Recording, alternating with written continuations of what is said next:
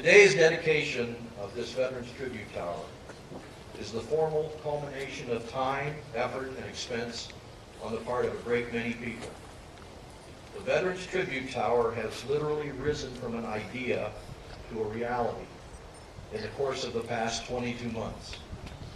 We owe a great deal of thanks to Terry Scow, Executive Director of the Utah Department of Veterans Affairs, for his vision, desire, and driving force to make this day happen. Thank you, Terry. Yeah. This tower has been a community effort, with individuals pulling together to pay for this memorial to all veterans without benefit of tax dollars or government expenditures. We most sincerely thank those people, groups, and corporations who have donated and who are yet to donate the funds to pay for this memorial. It's a most fitting memorial, and it rises in a most fitting place to honor the many millions of men and women, so very many of them from Utah, who've worn the uniforms of the armed forces of the United States in peace and in war. This tower should stand for many years to come as a place where we can all take time to remember. Take time to remember the sacrifices which have been made by our veterans in the cause of freedom and liberty.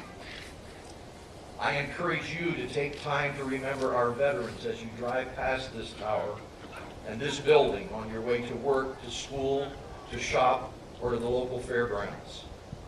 I encourage you to take time to remember our veterans as you drive into this facility's parking lot and your eyes behold this tower. I encourage you to take time to remember our veterans as you come to this impressive building to visit with loved ones and friends who are residents here.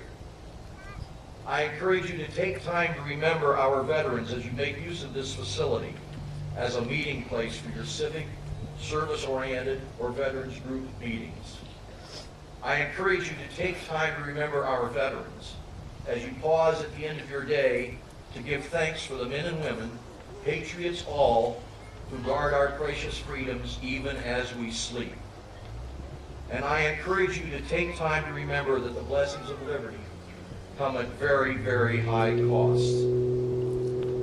As we dedicate this tower to our veterans, please forgive me a personal note here, as I remember two veterans who are most precious to me. My father, Private First Class Ralph Lowell Coleman, who died as a result of wounds received in action in the Philippines during World War II. And my son, Tad J. Coleman, Captain Tad J. Coleman, who has served a tour in Iraq and who now serves in Afghanistan. Thank you, Dad, and thank you, son. And thanks to all of our veterans who've likewise borne tremendous responsibilities and unequaled sacrifice while in the service of our country. We take time to remember you today. God bless you all.